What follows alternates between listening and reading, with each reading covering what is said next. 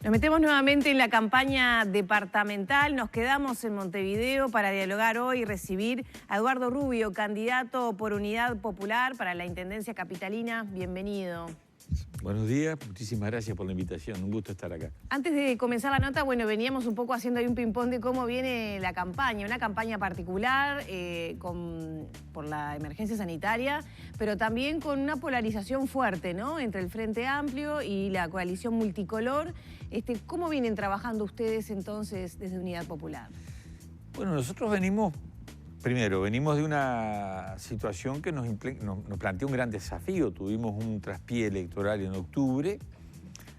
Creo que debido a una tremenda polarización que achicó espacios para otras opciones, Uruguay está volviendo a un bipartidismo que tuvimos en tiempos anteriores, que la izquierda se propuso romper, logró en aquel momento, cuando nace el Frente Amplio como una opción de izquierda, se cuela en ese bipartidismo, pero hoy volvemos a ese mismo bipartidismo con una opción conservadora y una opción socialdemócrata liberal que con matices administra el mismo modelo. Entonces, esa polarización no es tanto por qué modelo se va a aplicar, sino por quién va a administrar el gobierno. La polarización que hoy existe es real, pero nos parece que hay una diferencia con octubre. Decía el otro día el politólogo Botinelli, en Montevideo no hay duda quién gana la elección. En última instancia, la duda es quién dentro de la interna del Frente Amplio gana la elección, más allá de una muy buena campaña de la coalición multicolor. Por tanto, ese voto del miedo que tanto pesó en octubre, hoy no existe, y nosotros podemos decirle, lo decimos y hablamos en la calle con gente, con votantes de la izquierda tradicional que están enojados, que están desconformes con todo lo que ha pasado en este tiempo, antes y ahora, con todo lo que está apareciendo en temas de derechos humanos, en temas económicos, en temas financieros, que hoy es el momento para poder fortalecer una opción de izquierda como la que plantea la Unidad Popular. Y además es un momento de votar a conciencia, de votar a gusto, de decir, mirá, yo creo en este proyecto que plantea nuestra plataforma electoral realmente un cambio de fondo en la administración del gobierno de Montevideo, y votar a conciencia como se debe votar siempre, no tanto por las emociones, por el miedo, por el temor, sino por la razón, por la convicción, y decir, yo creo que es bueno además que la ciudadanía entienda que necesitamos fortalecer opciones políticas que cuestionen este modelo, porque las consecuencias están a la vista, ¿no?, en lo nacional y en lo departamental. Cuando yo veo candidatos que, después de gobernar 30 años Montevideo, se lamentan del estado de las veredas, de la basura en Montevideo, que nos proponen el cambio en el modelo de transporte que venimos proponiendo hace 10 años nosotros. Por ejemplo, el candidato Villar planteaba ayer Metrobús y trenes eléctricos en Montevideo, cosa que nosotros es el eje de nuestro planteo en el cambio del modelo de transporte, además municipalizando el transporte para que sea barato, eficiente, para que esté de acuerdo a los intereses de los usuarios y no de los empresarios que lucran con el transporte, y plantea además un tren de Estación Central a Colón. Pero espectacular. Nosotros lo llevaríamos incluso hasta La Paz, lo haríamos metropolitano hasta 25 de agosto, que es el recorrido original. La pregunta que no responde este candidato es, ¿cómo va a ser con el tren de UPM? Porque el único partido que plantea, habemos dos partidos que planteamos, el Partido Verde Animalista, y nosotros planteamos prohibir el ingreso del tren de UPM a Montevideo. No es cierto que pueda haber un tren de pasajeros por la vía que viene de Colón a Estación Central transitando el tren de UPM. Imagínense ustedes, un convoy. ¿Se podría utilizar la vía para los dos fines? No, pero eso está cantado, está en el contrato. La frecuencia de trenes que va a tener UPM es altísima, es 1 o 2 por hora más o menos, convoyes de casi 8 cuadras de largo, a alta velocidad. Imagínate vos en el andén de Carnelli y te pasa aquello por delante. Es un riesgo para la vida de la gente. Además no entra el tren de pasajeros en el medio, porque el contrato dice que la prioridad absoluta para el uso de la vía, ¿quién la tiene? UPM, vía que pagamos nosotros, le aviso a los estimados compatriotas, la pagamos nosotros, las usan ellos y no hay chance allí, si no se modifica el trazado de la vía del tren de UPM, que transite un tren de pasajeros. Nosotros sí lo proponemos, pero proponemos las dos cosas, ¿verdad? Propone que modificar entonces el contrato con UPM para que haya lugar para ese tren. Bueno, más cuestionado que ese contrato no ha habido nada en la historia. Claro, pero ¿cuál es el mecanismo para que pudiera haber un tren de pasajeros entonces en la propuesta? No puede pasar por allí el tren de UPM. Nosotros desde el punto sacar de la circulación por Montevideo. Pero ustedes recuerden cuando apareció el proyecto del tren de UPM, intendente era Martínez, y tuvo una posición contraria a ese tren. El problema es que vino el doctor Vázquez, vino Rossi, vino UPM y dije, muchacho, calladito, el tren va por acá. Pero porque es irracional que pase. Yo he recorrido las vías, he hablado con los vecinos. Es realmente un golpe muy duro y el desconocimiento de los derechos de los vecinos de Montevideo en función del interés de una multinacional. Porque aquí hay dos discusiones. Nosotros, desde el punto de vista estratégico, estamos en contra del modelo forestal celulósico, ¿verdad? No es el modelo que este país precisa para desarrollarse y construir una sociedad distinta. Pero esa discusión no está en el tema del trazado de la vía, esa es otra discusión. Podés estar a favor de UPM y decir, no puede ser tan inconsciente de meter un tren que va a transportar, entre otras cosas, productos altamente tóxicos en medio de zonas densamente pobladas. Eso es casi, digamos, de lógica elemental.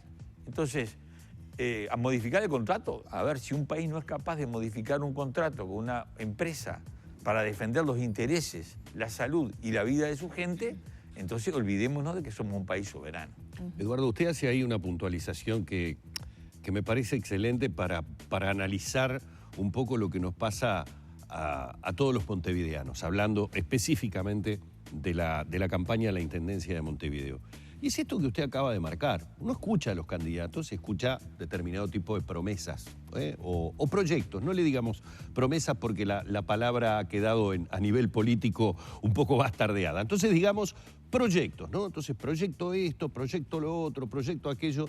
Y llega usted, por ejemplo, y dice, no, esto que se está planteando es imposible de hacer porque hay algo que está firmado con una empresa de tal manera y esto no se puede hacer. Entonces mi pregunta allí pasa por lo siguiente. Cuando uno escucha este tipo de proyectos de modificaciones en el transporte, a ver, un transporte que salvo, no sé si estoy equivocado, estoy simplemente hablando a memoria, salvo por la aparición de algunas unidades eléctricas, yo qué sé, desde la Cachilas de Cutz hasta acá, lo que he visto es la renovación de la flota. No he visto una modificación sustancial en el transporte montevideano. Totalmente. Acá no hay trenes, acá no hay subte, acá no hay microbuses o camionetas, vanes, o no sé, así puedo seguir con una oferta interminable de transporte que hay en otras ciudades del mundo.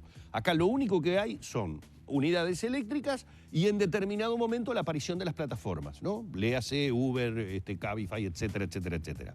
Entonces, bien puedo pensar como montevideano, se ve que es imposible de realizar algún tipo de modificación, un tema presupuestal, un tema... Ustedes dicen que sí es posible. Pero totalmente posible. A ver, nosotros en el primer punto de nuestra plataforma planteamos, nosotros nos proponemos gobernar para los trabajadores, para el pueblo, para los sectores más necesitados, a partir de una constatación que todo el mundo hace. Porque ahora todo el mundo habla del Montevideo al sur de Avenida Italia, Montevideo al norte de Avenida Italia. Otros encontraron un Montevideo olvidado, nosotros decimos, acá hay un Montevideo injusto. Y entonces decimos, en una sociedad de desiguales no se puede gobernar para todos por igual. Usted tiene que gobernar atendiendo las necesidades de los más desfavorecidos. Y va a tocar los intereses de los más favorecidos. Para modificar el sistema de transporte, porque no es que sea imposible que el tren vaya desde Estación Central a Colón con pasajeros. Para que eso sea posible, hay que modificar el trazado del tren de UPM y sacarlo por otro lado. ¿Es posible? Claro que es posible. Pero esa voluntad política, decisión. ¿Qué interés pone por encima de cuál otro? ¿Está primero el interés de UPM o está el primero el interés de la gente y de los ciudadanos de Montevideo? Entonces, eso es lo que uno tiene que definir. El sistema de transporte que usted describía de Vargas es así. Es obsoleto, es vetusto.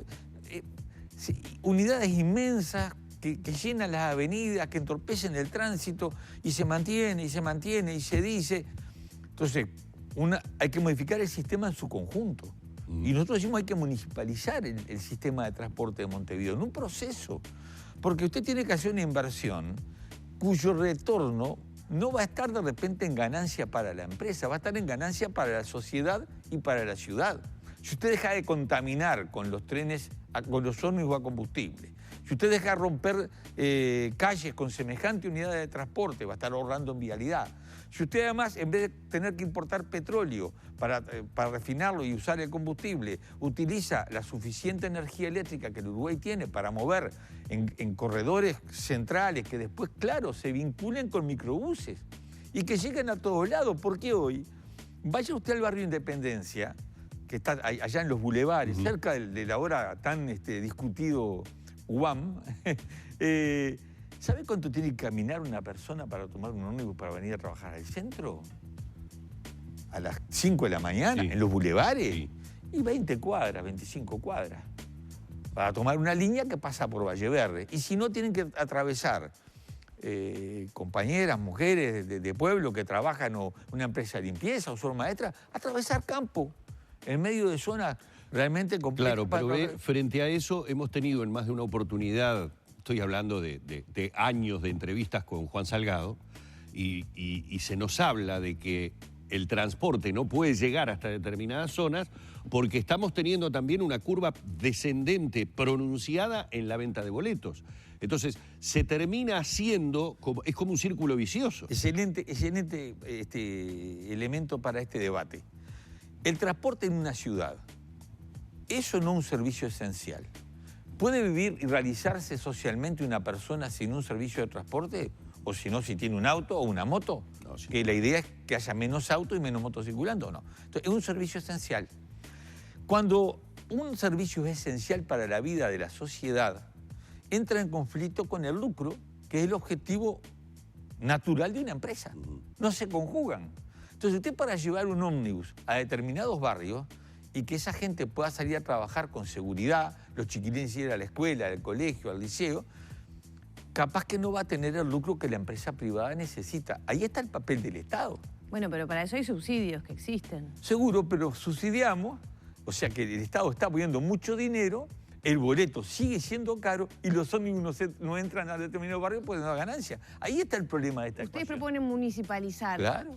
¿Qué quiere decir municipalizar? ¿Que no haya más empresas de transporte, que no esté más cursos? No, capaz que puede haber un sistema que sea mixto, pero la base, el eje, lo que le garantiza a la gente tiene que ser municipal. No estamos inventando nada. Los que tenemos algunos años arriba, conocimos un sistema municipal de transporte. Entonces te dicen, bueno, pero fue un desastre. Pero el problema fue el sistema o los que administraban el sistema. Porque acá han sido muchas cosas un desastre, entonces las dejamos de hacer. No, saquemos a los corruptos, saquemos a los ineficientes y pongamos una gestión realmente firme al servicio de los intereses de la gente. Esto es el tema del transporte. Nosotros estamos proponiendo una red de mercados municipales, tampoco es un invento, ya hubo acá, hay en muchas partes del mundo. ¿Para qué? Para fomentar el desarrollo de un Montevideo rural que produzca alimentos sanos. Aquí más una fuerte inversión en la agroecología. Ahora, el que invierte en eso y tiene una chacrita o una quinta, tiene un grave problema que es la comercialización. Porque recorriendo Montevideo rural me dice un productor, mira, yo caí en una gran superficie. Me fija el precio, pero no solo que le fija el precio, lo que no vende, se lo devuelven.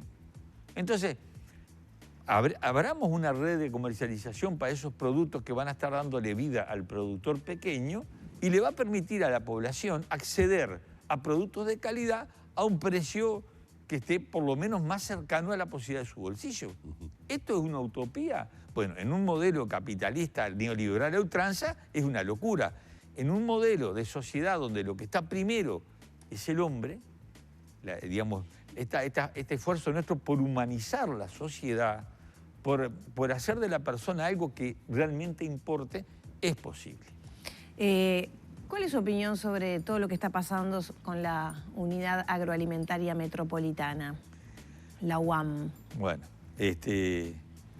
yo creo que esto es un manotazo, ¿no? en términos de elevar, vos metiste la mano, porque ¿qué pasa? Es indiscutible que la unidad agroalimentaria metropolitana va más allá de Montevideo. Eso es indiscutible.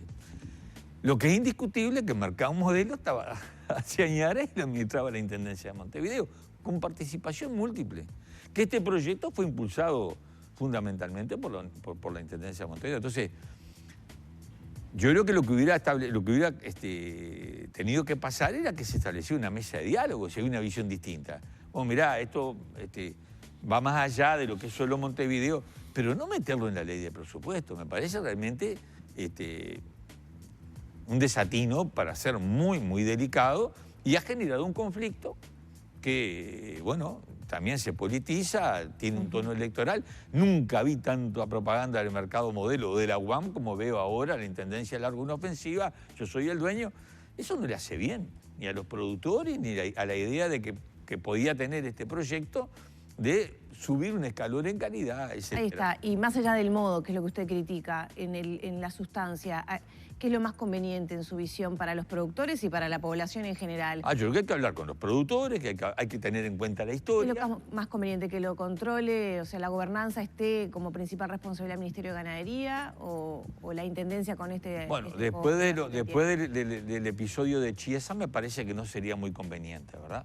Porque en mi etapa como legislador, en las investigadoras, si fue algo que fustigamos, fue la conjunción del interés público y privado. Estuvimos muchas veces en notas aquí. Y entonces los que antes defendían y decían que no había conjunción, hoy son los que acusan, y los que antes se sumaban a la acusación dicen que no pasa nada. No, en esto no puede haber dos varas. Entonces yo creo que hay que establecer una mesa de diálogo y ver.